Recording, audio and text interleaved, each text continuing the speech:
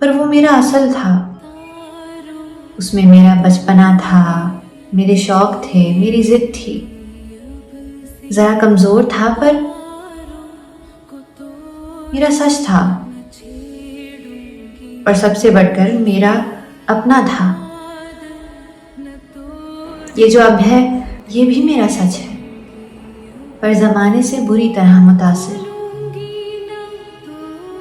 डर की छांव में पला हुआ एक हुनर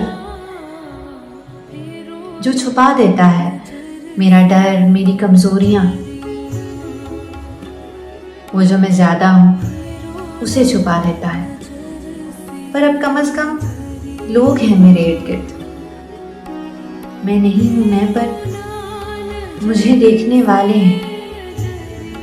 इसीलिए बस सुबह शाम अपने हुनर को ही संवारती रहती हूँ, इसे तराशती रहती हूँ।